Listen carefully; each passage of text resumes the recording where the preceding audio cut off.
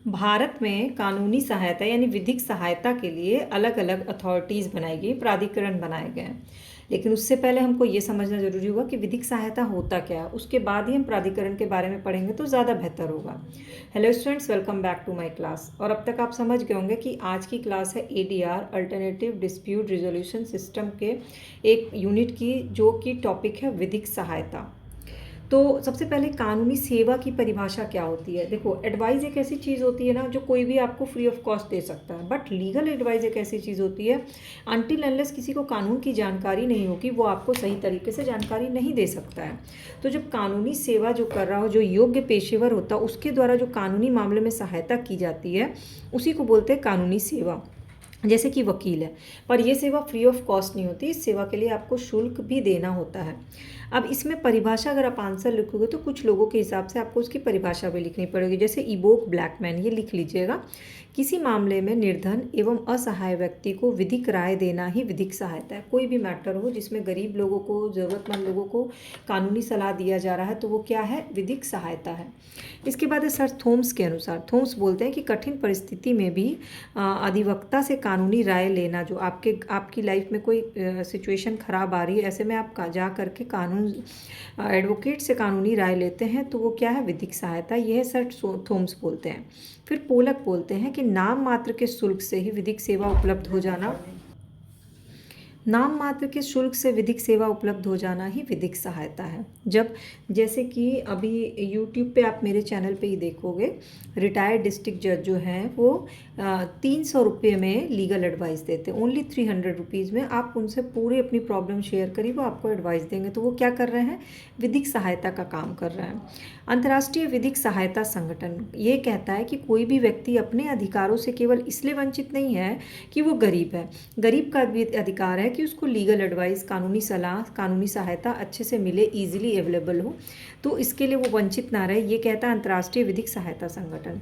Ontario विधि सहायता अधिनियम 1966 के अकॉर्डिंग न्यायालय में प्रतिनिधित्व या पैरवी करने का अधिकार सुरक्षित अधिकार है। न्यायमूर्ति कृष्णा अय्यर कहते हैं कि न्याय का एक साधन है विधिक सहायता। न्यायमूर्ति पीएन भगवती कहते हैं कि निर्धन व्यक्तियों को विधि के समक्ष समान संरक्षण प्राप्त है। तो इस तरह से कुछ लोगों के अकॉर्डिंग अगर आप परिभाषा लिखोगे तो आपके आंसर का वजन बढ़ेगा, मतलब मार्क्स अच्छे आएंगे। अब एक कानूनी सेवा की परिभाषा के शब्द मेन क्या क्या है। एक तो कानूनी सलाह किसी को देना, कानूनी रूप से किसी को मार्गदर्शन देना, कानूनी कोई प्रतिनिधित्व देना, अधिवक्ता के तौर पे अदालती सुनवाई में मदद करना, कानूनी दस्तावेज का मसौदा जैसे ड्राफ्टिंग जो होती है वो तैयार करना, वो भी सबको नहीं आता जब तक आपको नॉलेज नहीं होगा। कानूनी लीगल अनुसंधान, लीगल रिसर्च करना, किसी भी विवाद का समाधान करना, लाइसेंसिंग से ज़रूरत से रिलेटेड कोई काम करना, वकालत और कानूनी शिक्षा देना किसी को पढ़ाना भी जो होता है ना, लीगल आप अगर पढ़ा रहे हैं तो भी आप विधिक सहायता दे रहे हैं, तो इसका मतलब इनडायरेक्टली मैं भी विधिक सहायता का काम कर रही हूँ, है ना। खैर, तो ये हो गया कानूनी सेवा के अंतर्गत जो भी चीज़ें की जाती हैं। अब कानूनी सेवा प्राधिकरण क्या है, तो कानूनी सेवा प्राधिकरण अधिनियम आया 1987 में, और ऑब्वियस है इसका उद्देश्य क्या रहा होगा कि जो भी वंचित वर्ग हैं, ज़रूरतमंद लोग हैं, उन तक न्याय की पहुँच उसका प्रायोरिटी रहा, मतलब मेन उद्देश्य रहा। इसमें मुफ्त कानूनी सलाह भी इंक्लूड किया गया है, ठीक है। अब इसका दायरे क्या है, दायरे और प्रावधान क्या है, तो इसकी स्थापना में रेखुआ राष्ट्रीय, एक राज्य और जिला स्तर, तीनों स्तर पे ही इसको बनाया गया है। तो ऑब्वियस है जब तीनों स्तर पे बनाया गया तो इसका दायरा बहुत व्यापक होगा, और व्यापक में कौन कौन होंगे इसमें शामिल। तो उद्देश्य इसका है महिला, बच्चे, सीनियर सिटीजन्स, विकलांग व्यक्ति, तस्करी और अत्याचार पीड़ित लोग, आर्थिक सामाजिक रूप से जो वंचित लोग हैं, उन लोगों को मुफ्त सलाह देना। क्योंकि बहुत सारे ऐसे केसेस फ्री लीगल एडवाइस के थ्रू मैंने देखा है कि बहुत सारी ऐसी महिलाएं जिनके मैट्रिमोनियल मामले हैं लेकिन उनको नॉलेज नहीं है, और नॉलेज से ज़्यादा उनके पास वो सपोर्ट नहीं है कि वो किसी से एडवाइस ले सकें, पैसा दे करके, पैसा ही नहीं है। ऐसे में जैसे मेरे पापा हैं, रिटायर्ड डिस्ट्रिक्ट जज हैं, वो लोगों को जब एडवाइस करते हैं तो उसमें ज़्यादातर केसेस जो हैं वो महिलाओं के आते हैं या सीनियर सिटीजन्स के आते हैं। तो ऐसे लोगों तक ही, वंचित वर्ग तक ही मुफ्त सलाह के लिए कानूनी सहायता क्लिनिक, लीगल एड क्लिनिक स्थापित किए गए हैं, लोक अदालत स्थापित किया है, और ऐसे कार्यक्रम बनाए गए हैं। अब आता है कि कानूनी सहायता के लिए पात्रता क्या है, कौन लोग कानूनी सहायता दे सकते हैं। जिनकी वार्षिक आय एक निश्चित सीमा से कम हो, उन्हीं लोग को कानूनी सहायता मिलेगी, यानी कि वंचित वर्ग। अब कवर की गई कानूनी सेवा के प्रकार कितने तरह के हैं, तो विधिक सेवाओं का क्षेत्र बहुत बड़ा है। हर जगह लीगल टॉपिक्स हैं। इसमें दीवानी, फौजदारी, प्रशासनिक कार्रवाई में प्रतिनिधित्व होगा। याचिका का जो भी ड्राफ्टिंग करना होगा वो तैयार करना, दाखिल करना। फंडामेंटल राइट्स के प्रवर्तन से रिलेटेड कोई टॉपिक हो, जहाँ व्यक्ति कानूनी प्रतिनिधित्व में असमर्थ हो वहाँ प्रतिनिधि कर देना है उसका। उपभोक्ता संरक्षण का मामला हो या फिर पर्यावरण का मुद्दा हो, इन सब मुद्दे में विधिक सहायता जो है फ्री लीगल एडवाइस मिलेगा या फिर थोड़े से शुल्क देख करके कानूनी सहायता मिल जाएगी। लेकिन आज के टाइम में मुफ्त कानूनी सलाह अगर कोई दे रहा है तो वो काम मुफ्त में तो नहीं करेगा, उसको भी तो सैलरी चाहिए होती होगी ना।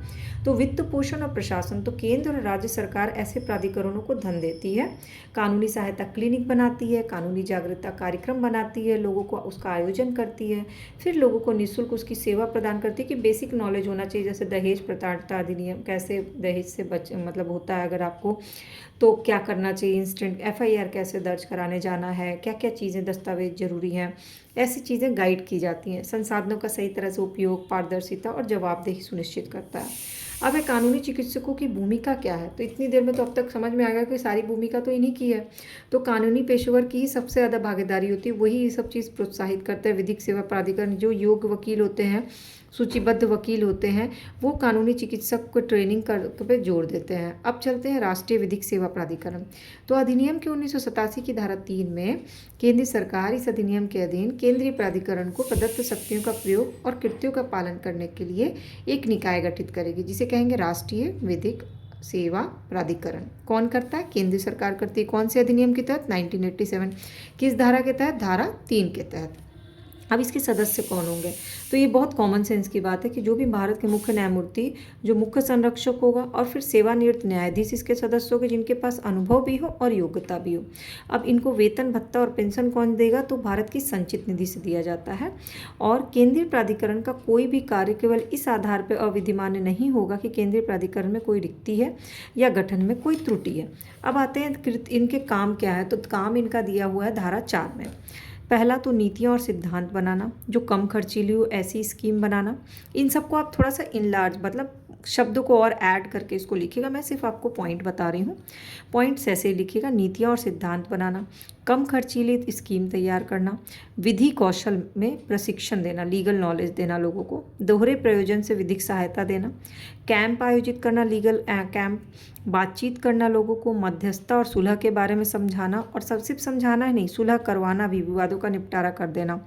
और इसी के लिए प्रोत्साहित करना कि मैक्सिमम कोशिश करिए कि आप कोर्ट तक मत जाइए, मध्यस्थता या सुलह करके विवाद को सुलझा लीजिए। लीगल रिसर्च करना, विश्वविद्यालयों में जाकर के लीगल पर्यवेक्षण करना, लोगों में जागरूकता का प्रसार करना और स्वैच्छिक सामाजिक कल्याण करना। इसके बाद आया राज्य विधिक सेवा प्राधिकरण, ये है धारा 6 में। तो धारा 6 कहता है कि प्रत्येक राज्य सरकार एक निकाय गठन करेगी जो राज्य विधिक प्राधिकरण होगा। सदस्य इसके भी हाई कोर्ट का मुख्य न्यायमूर्ति जो है वो संरक्षक होगा और राज्यपाल द्वारा नियुक्त होगा 5 साल के लिए, और इसको भी संचित निधि से ही वेतन भत्ता दिया जाएगा। इनका भी कृत्य वही है: विधिक सहायता क्लिनिक, गैर सरकारी संगठन, अनुसंधान और प्रशिक्षण। तो बेसिकली बस धारा का फर्क है, धारा 3 में है राष्ट्रीय विधिक सेवा प्राधिकरण और धारा 6 में है राज्य विधिक प्राधिकरण। बाकी इसके काम, इसके सदस्य और इसका जो भी चीज़ें हैं ना, वो सेम टू सेम है, बहुत ज़्यादा अंतर है नहीं। तो अब आपको समझ में आ गया होगा विधिक सहायता, राष्ट्रीय विधिक प्राधिकरण और राज्य विधिक सेवा प्राधिकरण का पूरा आंसर। अगर कोई डाउट, क्वेरी, क्वेश्चन रह गया होगा तो कमेंट सेक्शन में पूछ लीजिएगा।